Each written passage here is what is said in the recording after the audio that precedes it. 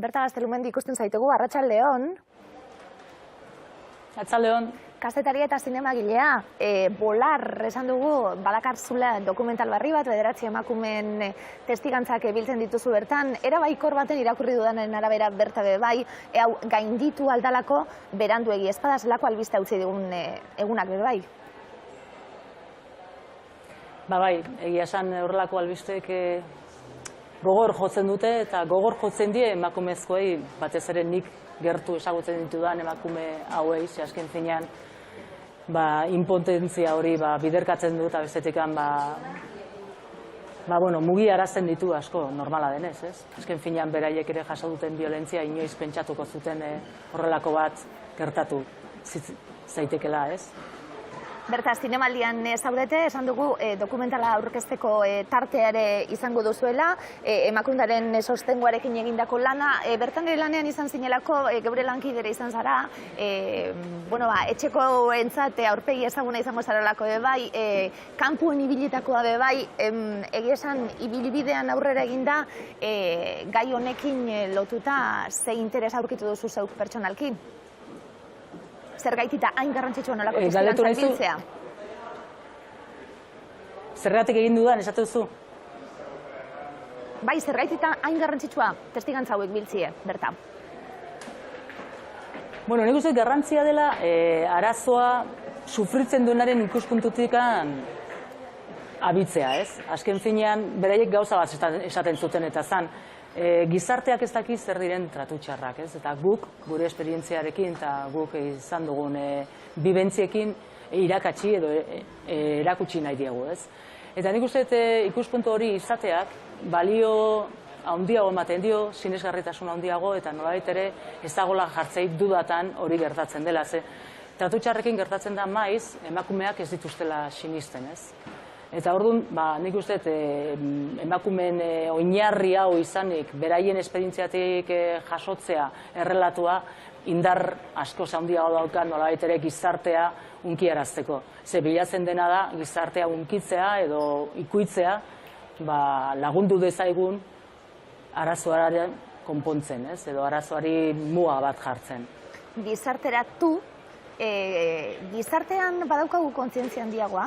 Esaten gabiltzen honelako gauza gertatzen dienien eta geure larruan jarrita, agian eskutatu egiten dalako, agian geu lotxatzen garalako, agian ez dakigulako kontatu behar den edo ez.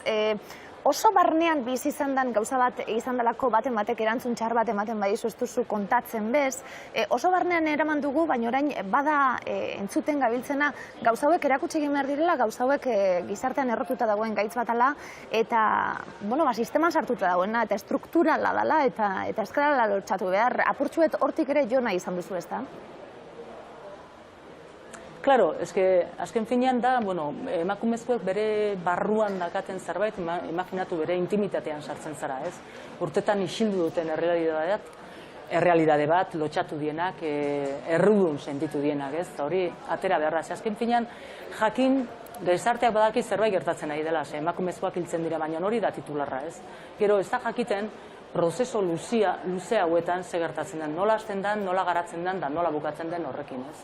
Eta zer esan nahi du tratu txarrak jaso izana, ez? Eta nik uste hori dela trasladatu behar dena, igorri behar dena gizarteari nolabait ere sortzeko horrelako hurbiltasuna eta kezka eta guztien artean bultza dezagun, problemari erantzun emateko, ez?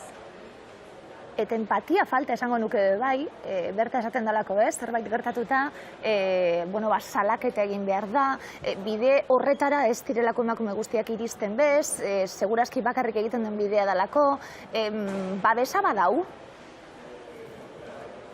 Nik uste gero eta babes gehiago dagola, hala ere, eskergarria izango litzake gehiago izatea, eta nik uste hortan ari dela bai erakundeak eta bai gizartea bera hobetzen ari dela zentzu honetan, ez?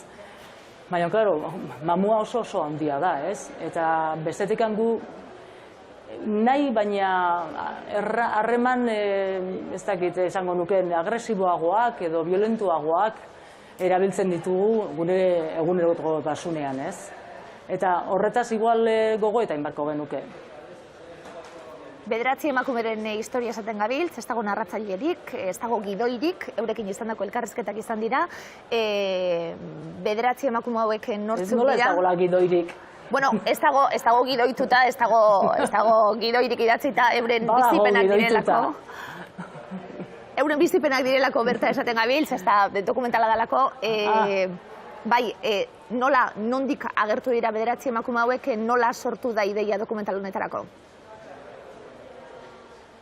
Bueno, bapia puntua izan, egin dezagun dokumental bat, ez? Kontua izan zen emakume hauekin erreparazio eta errekonozimendu prozeso bat martxan jartzea, eta horrela izan zen, ez? Eta orduan, bueno, talde lan egin gendun, urtebete edo gehiago izan ginen lan saioak izaten, lan saio gogorrak batzutan, oso gogorrak, eta hor jartzen genuen, eta bueno, mai gainean, beraien bibentziak eta beraien esperientziak eta beraien arteko elkarrizketak, ez? Azken finean egin nahi genduna zen, mezu bat lortu, tratu txarra zer den igortzeko gizarteari. Orduan, heldu zen momentu esateko, bueno, badugu esan nahi duguna, orain nola esan nahi dugu. Orduan batek esan zuen, bale, zuk egin izan duzu dokumentalen bat, eta egin ezagun dokumental bat. Bueno, eta horrela hartu genuen eta dokumentala egin genuen. Baina, prozesua izan da beti gorakoa, ez? Denbora guztia, beraiek izan dira prozesuaren nolabait ere buru jabe, ez? Urtebeteko prozesuaren emaitza esaten zabiltz, aurkezpenak herriz izango direla irakurri dut, eta solasaldiekin edo aurkeztuko duzuela oso interesgarria da bai, Claro, helburua hori da, ez? Helburua da ahalik eta gehien muitzea dokumentala, ahalik eta gehien ikustea, eta gero bestetik emakumea beraiek izango dira lanketa hori egingo dutenak, ez? Hau da, beraiek antolatuko dute emanaldik, edo neurri handi batean, beraiek izango dira solasaldiak gidatuko dituztenak proiekzioa eta gero. Berta, gainditu alda, emakume hauekin eta urtebete lanien egon eta gero dokumentala aurkeztu eta gero hori delako eman nahi duzuen mezua bai, ez da? Gainditu alda, zer behar da, zein dar behar da honi guztiari buelta emateko? Beraiek izaten dute, eta nik uste horrela dela bete-betean, izugarrizko indarra behar duzula. Nik uste inguruan dauzkazun laguntzak, bai erakundeenak edo lagunenak eta familiarenak eta beharrezkoa direla, baina indarra zeurea izan behar du. Zeurea izan behar du erabakia nik bizi modu honetatik atera nahi detela esan, eta beste zerbait egiten hasi. Eta horretarako indarra handia behar da zergatik ze urtearen poderioz jaso dituzten tratutxarrak, bere eragina eta bere ondorioak dauzkate psikologikoki, ez? Ez duzu zure burua maite, autoestima da kasu sobean, balioa zalantzan jartzen duzu, zure balioa. Orduan, horri guztiari buelta ematea ez da egun batetik bestera gertatzen. Orduan behar duzu indarra eta determinazio handia. Dokumentala eginda. Baina ateratzen da, dudik gabe, eta ikusita dago. Dokumentala eginda, Bolar lanien esan dugu, bederatzi emakume hori ateratzen da, euren esperientzia, euren buruak bihotzak, inteligentzia, gauza derrak esaten ditu zeurei buruz bebai, zeure berbak dira, ardura izan dugu, ardura bai ematen dizu lan hau erakustiek, beldurrik ez? Ez, beldurrik ez, ez dakit inor kaletu dit, ez zenun beldurrik. Hombre, ardura handia eskuartean geneukana, ez? Baina beldurra ez, beldurrez ezin da esarrekin.